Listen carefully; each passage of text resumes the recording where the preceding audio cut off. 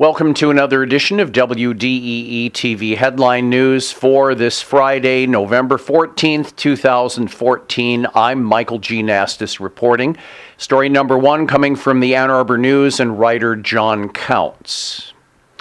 Another Washtenaw County District Court judge is in trouble with the Michigan Judicial Tenure Commission. Records show that on November 10th, the commission recommended that Michigan Supreme Court suspend Judge Kirk Tabby for 90 days without pay due to the judge's drunken driving conviction. The commission also recently filed a complaint against Tabby's colleague, Judge J. Cedric Simpson, that says he interfered with a drunken driving investigation on behalf of his intern. Tabby was arrested September 17th after he used a vehicle to pull a boat out at a public launch in Antrim County while drinking, the records indicate.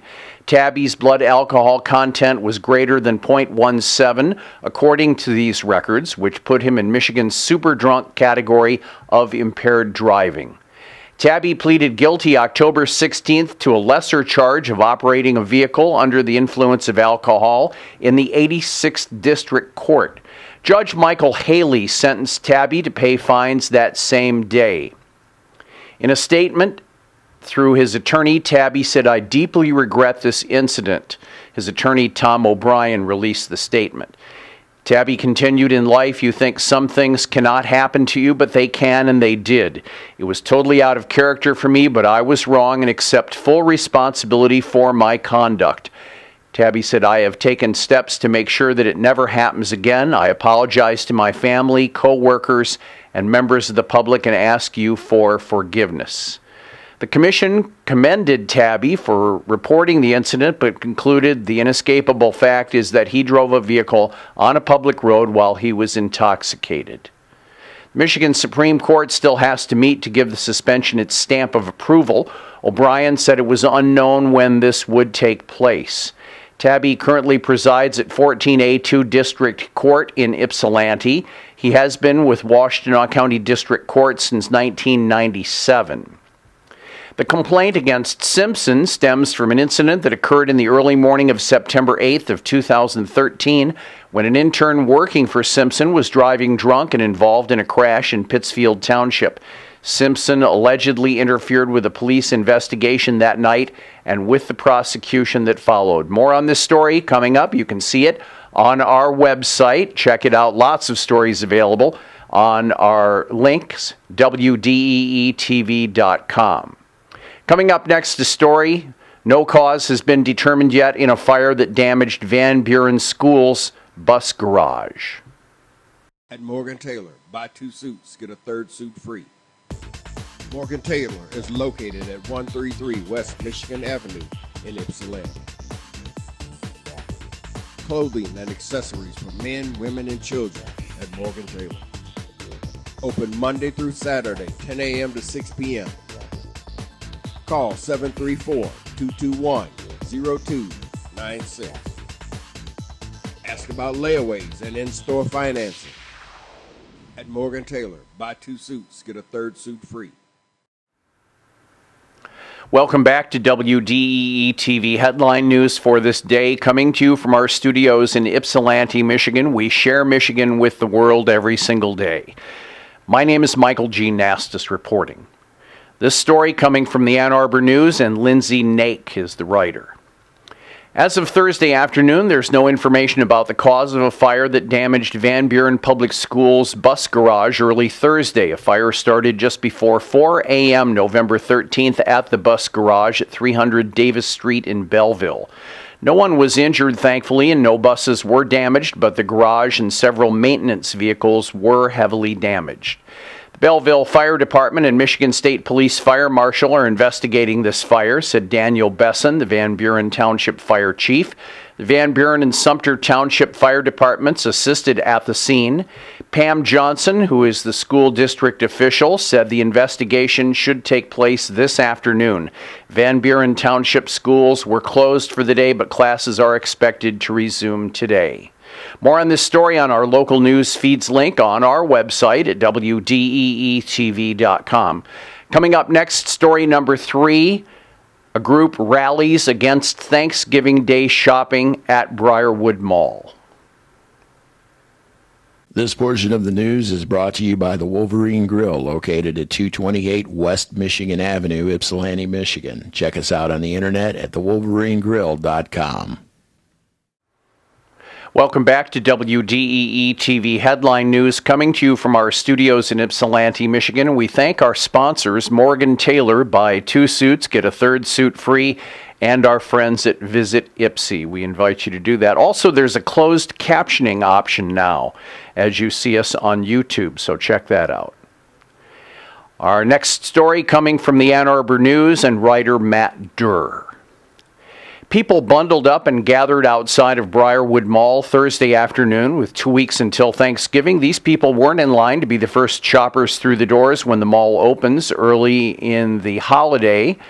They were there for a different reason. They want the mall to remain closed on Thanksgiving. Annie Zirkle said, "I think it's ironic that people say it's great for holiday shopping as if Thanksgiving isn't a holiday." She continued, "You couldn't pervert the holiday any more than to make it a shopping holiday." Zirkle was one of roughly 20 people who picketed on South State Street Thursday near the entrance to Briarwood Mall for what was being called a pro-thanks rally. The rally was intended to voice the group's concerns regarding the mall and other retailers in the city opening on Thanksgiving Day. The group believes that the holiday should be left alone and retailers shouldn't force their employees to work on that day. Edmund Hagopian owns a family business and was part of that rally, saying that he felt it was important to send a message that Thanksgiving is a day to be spent with family. He says, "I want to retain my employees. I know that they have families. If I'm not willing to work, I certainly can't make my employees work. That's just not right." Les Morris, the director of public relations for Simon, the property group that owns the mall, said the decision to open on Thanksgiving is simply to meet the needs and desires of customers. But Hagopian said that while people may want to shop on Thanksgiving, the employees are not included in the decision. Hagopian said the people working at these stores don't have a choice. They're being forced to work or lose their jobs. He continued, "We can't change everything, but Ann Arbor is our town, and these people are losing their Thanksgiving," Zirkle said. "Our hope is that we can make other people conscious that their choices do affect other people." More on this story on our local news feeds link on our website at WDEE-TV.com. When we return, we'll do a follow-up story on our number 1 story about Judge Cedric Simpson fighting the allegations that he interfered with an intern's arrest. At Morgan Taylor, buy 2 suits, get a 3rd suit free. Morgan Taylor is located at 133 West Michigan Avenue in Ypsilanti. Clothing and accessories for men, women, and children at Morgan Taylor. Open Monday through Saturday, 10 a.m. to 6 p.m. Call 734-221-0296. Ask about layaways and in-store financing. At Morgan Taylor, buy 2 suits, get a 3rd suit free. Welcome back to WDEE-TV Headline News for this Friday. We have our 5th story coming up. My name is Michael G. Nastos, and this story is a follow-up on a previous story that we gave you. It's written by John Counts, coming from the Ann Arbor News. Washtenaw County District Court Judge J. Cedric Simpson is ready to fight allegations that he acted improperly by intervening in an intern's drunken driving case. The Michigan Judicial Tenure Commission, or the JTC as it's called, filed a formal complaint Wednesday against the 14A1 District Court judge. On Thursday, Simpson's attorney, Ken Mogul, said, "We respectfully disagree with the JTC's allegations, and I expect Judge Simpson will be exonerated. Simpson will remain on the bench in the meantime, according to officials. The commission could have petitioned the Supreme Court to suspend Simpson pending the case's outcome, but chose not to," officials said. Simpson has now 14 days to answer the notice. Once that happens, the commission will ask the Supreme Court to appoint a master, who is usually an active or retired judge, to hear and take evidence in the matter and to report to the commission, according to the JTC. The complaint stems from an incident that occurred in the early morning of September 8th, 2013, when an intern working for Simpson got into a drunken driving crash in Pittsfield Township. Simpson allegedly interfered with a police investigation that night and with the prosecution that followed. While Simpson initially denied that he had a personal relationship with the intern, the two exchanged approximately 10,000 texts and phone calls between August 1st of 2013 and November 30th of 2013, according to the complaint. More on this story, and it's pretty involved, on our local news feeds link on our website at WDEE-TV.com. And coming up next is our fifth story. The Washtenaw Intermediate School District's Scott Menzel has been named Superintendent of the Year. This portion of the news is brought to you by Hikes Decorated Apparel, located at 133 West Michigan Avenue, Ypsilanti, Michigan. Check us out on the internet at hike.com. Welcome back to WDEE-TV Headline News in our studios here in Ypsilanti, Michigan. Our final story today coming from the Ann Arbor News and writer Lindsay Nake.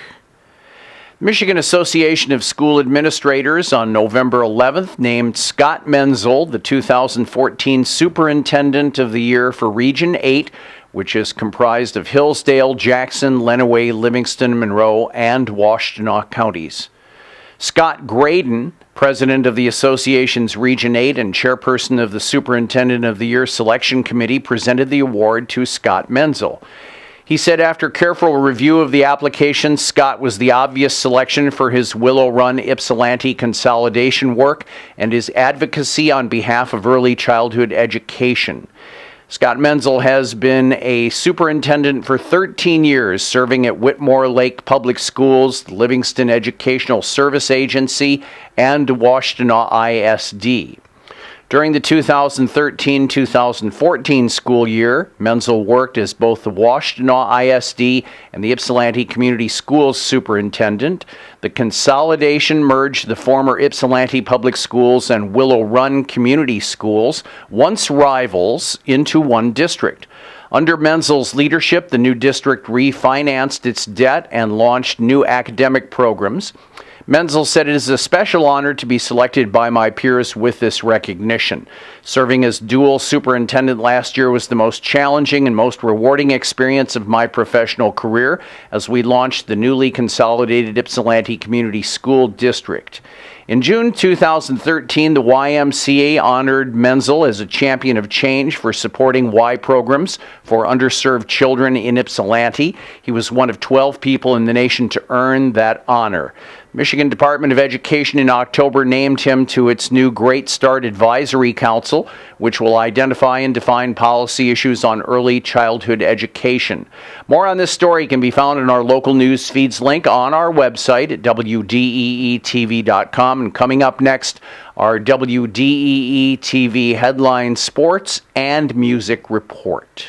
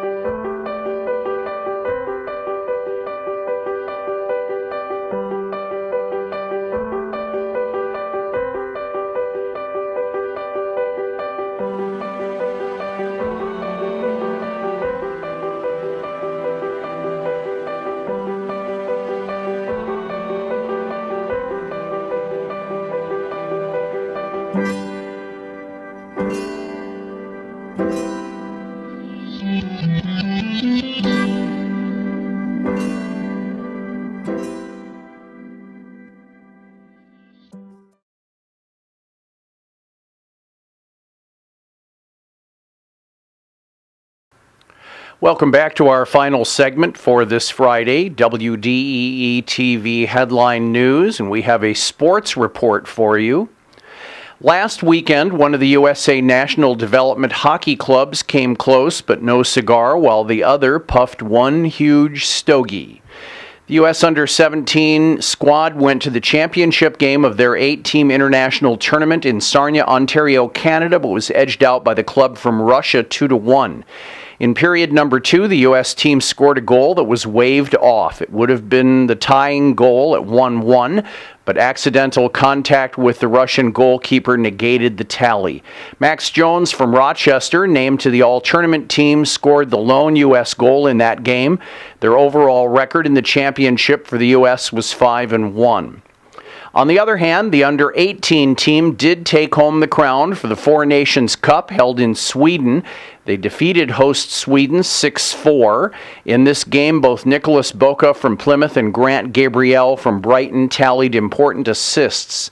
The team staved off the Swedes' power play goal possibility, 5-3 in the third stanza, preserving the 2-goal advantage and the victory for the U.S. Gabriel also led all defensemen in plus-minus ratings with 6 and points with 3. Members of the University of Michigan women's tennis team played in the Billie Jean King National Tennis Center last weekend for the ITA-USTA National Indoor Championships at Flushing, New York. Senior Amina Bektis and freshman Alex Nigerian lost in the main draw doubles round to the University of Miami, but rallied going into the doubles competition consolation final before falling to California's Megan Manassi and Denise Starr. They beat the number 7 ranked USC doubles duo before losing to the Cal Gals in the consolation final. Number 11 seed Bektis was also in the main singles draw, winning in 3 sets, 6-7, 6-0, 6-3, over number 14 ranked Brianna Morgan of Florida, then fell to number 1 ranked and seeded Jamie Loeb of North Carolina in the second round, 6-2, 6-2. Ronit Yurovsky, the junior from New Kensington, Pennsylvania, dropped her main draw match to UCLA's Chanel Van Wyn, 6-2, 6-4, but came back, making a run to the semifinals of the consolation draw, losing 7-5, 7-5 to Florida's Josie Kuhlman. Michigan sophomore from Hong Kong, Kevin Wong, won his first-round main singles draw match last weekend in the Sarasota, Florida-based Dick Vitale-sponsored clay court Lakewood Ranch Invitational. Wong beat Florida Gulf Coast's Michael Byler 6-3, 6-2, and then lost in 3 sets to Jason Jeravang of Arizona. The remainder of the singles players and doubles teams from Michigan suffered first-round losses and competed in other consolation matches. In WDEE-TV headline music and entertainment news, this weekend the Chicago-based youth-oriented progressive jazz group Genome performs at Cliff Bell's in Detroit. They are in essence a jam-funk band that incorporates world musics of various types, as well as space and jazz improvisations. All of them are danceable. The group comprises keyboardist Asif Wilson, guitarist Igor Volchenko, Kyle Madsen on tenor sax and flute, Xavier Galden, tripling on trombone, percussion, and electronics, Patrick Dinnan on bass, and acousto-electric drummer Drew Littell. Tonight, the great Latin jazz trumpeter Arturo Sandoval will be at the Wharton Center in East Lansing, while Seth Bernard, Dan Rickabus, and Adrian Krygowski appear at the Avenue Cafe in Lansing. Pianist Charles Green's trio is at the Harbor House, that's in Detroit. Jerry Perrine plays old-time jazz and blues piano at the Java Coffee House in South Lyon.